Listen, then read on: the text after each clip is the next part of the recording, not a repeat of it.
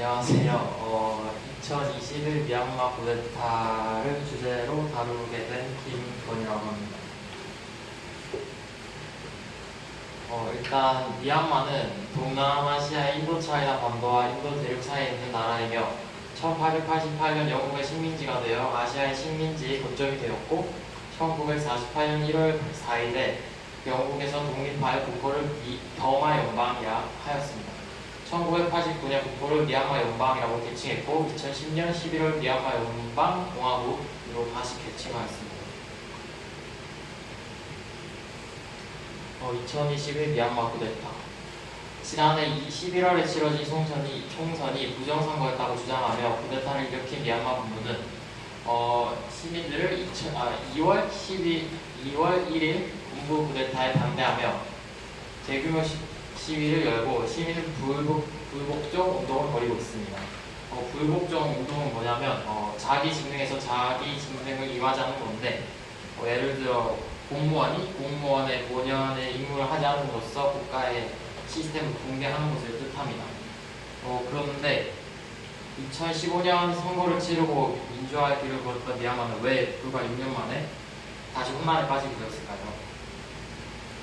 그거 알려면 일단 우리가 미얀마 군부 독재를 알아야 되는데요. 미얀마 군부 독재 1962년 쿠데타를 일으켜 미얀마 정부는 정권을 잡게 되었습니다. 이후 54년 동안 독재를 막강한 영향력을 행사해왔고 군부는 헌법까지 붙여가며 전체 국회의원 의석인 166석을 자동으로 할당받게 만들었고 군부는 언제든지 국가 비상상태를 선포할 수 있다고 주장하였습니다. 하지만 여기 국가 비상상태 기준이 명확하지 않으며 국가 비상 상태가 되면 자연스럽게 대통령이 모든 권력을 군사령관에게 이양을 하게 됩니다. 여기 사진은 민 아웅 hlaing 군 총사령관입니다.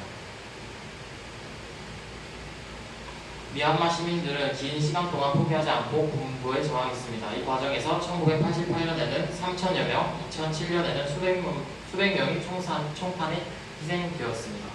그래서 긴 저항 끝에 2015년 자유선거가 실시되었고 이 선거를 통해 민주정부가 들어섰습니다. 근데 2015년 자유선거를 알아가기 전에 한국을 알아야 되는데 아웅산 수치 1945년 아웅산 장군의 딸로 태어난 아웅산 수치는 그녀의 어머니 킹키가 인도대사로 미얀마를 떠나게 되면서 28년간의 해외 생활을 하게 됩니다. 아웅산 장군은 예전 버마에서 영국으로부터 독립적 운동과 권고를 주도한 인물입니다. 그런데 수치가 9살이 되던 1947년에 독립을 눈앞에 두고 총살당하게 됩니다. 수치가 28년 동안 해외 생활을 한 사이에 미얀마에서는 1962년 군사정권은 버마식 사회주의로 미얀마를 통치했습니다. 버마식 사회주의란 마르크스식 사회주의 그리고 플러스 불교도 정신인데요. 마르크스식 사회주의 또는 마르크스주의란 모두가 평등한 계급을 가진 사회가 되어야 한다고 주장하는 그런 사회주의고, 그런 사회주의입니다. 그러면서 민족주의를 강조하고 경제 전 분야를 공유했어요. 공유하란 국가가 외국인 재산을 포함한 사유재산을 일반적 그리고 대규모 강제적으로 취득하는 행위라고 알려져 있습니다. 수치는 옥스퍼드 대학에 진학하기 위해서 영국으로 이주하였고 영국인 마이클 에어리스와 결혼해 두 아들 낳고 영국에 정착하게 됩니다.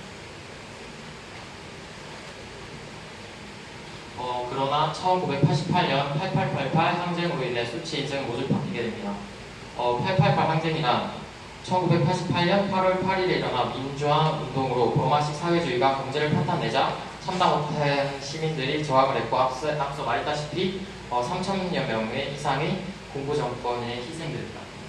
어머니 병간호를 위해 돌아온 조국 미얀마는 항쟁으로 인해 말 그대로 홈런 그 자체였고요. 어머니의 병 간호에만 집중하려지만 미얀마 국민의 부름에 그녀는 움직일 수밖에 없었어요.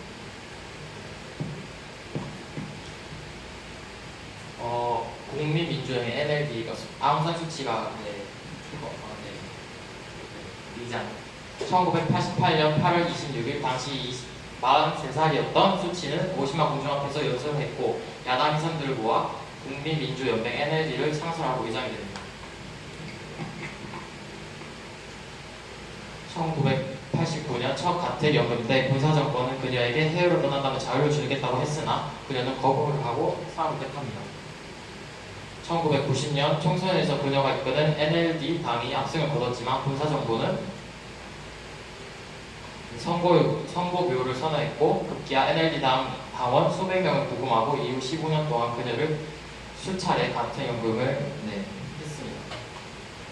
1991년 가택연금 중 국제사회는 그녀에게 민주화 공로를 인정해 노벨 평화상 수여를 했고 해외 이동을 할 수 없는 그녀를 대신해 마이클 에어리스와 두 아들이 대리수상을 하게 됐는데 그때 이미 마이클 에어리스는 암투병 중이었기에 8년 뒤인 1999년에 세상을 떠나게 됩니다.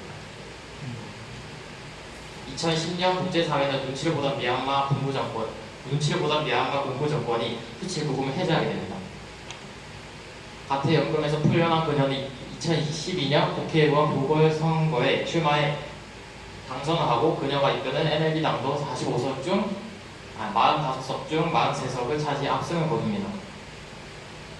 2015년 총선에서도 NLD 당이 국회의석 중 88%를 차지하고 수치는 외국인을 가족으로 두는 자는 대통령이 될 수 없다는 헌법 탓에 국가고문 자리를 하는데 국가고문 자리란 대통령이나 총리가 따로 있어도 그 위에 최고 지도자의 역할을 하려는 직위로 알려진 그런 자리입니다.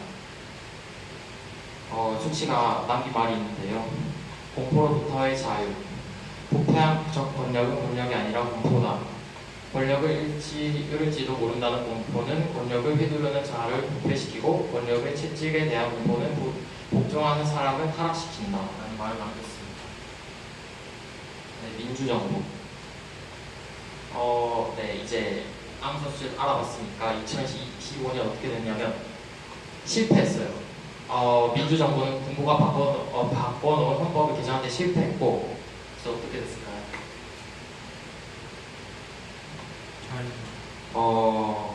군부가 얼마든지 정부에 개입할 수 있게 됩니다. 김영삼 대통령 아세요? 고 김영삼 전 대통령을 취임하고 난 다음에 군부 내 1963년 전두환, 정용호, 노태우, 김복동 등 대한민국 육사 11기생들의 주도로 비밀리에 결성된 군 사조직 하나회를 완전히 척결함으로써 군이 정치에 개입할 수 없게 뿔을 뽑았지만 미얀마는 그런 거 할 수 없었어요. 그래서 군부가 얼마든지 정부에 개입할 수 있게 되고 지난해 11월에 열린 총선에서 집권당이 압승을 거두자 군부는 부정선거 의혹을 제기하며 국가 비상사태를 선포합니다. 그러면서 헌법에 따라 국가적 책임을 맡은 것이라고 주장하고 이에 분노한 시민 수백만 명이 거리로 나온 것입니다.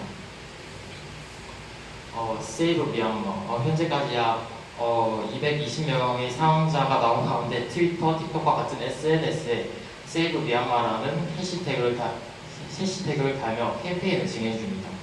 해시태그는 테마나 특정 콘텐츠로 정보를 더 쉽게 찾을 수 있도록 해주는 소셜미디어 사이트에 사용되는 네이버인데 이 캠페인을 함으로써 더 많은 나라에게 인식을 심어주고 이러한 인식 하나하나가 힘든 투쟁을 진행 중인 미얀마인들에게 더 큰 힘이 될 거라고 생각합니다.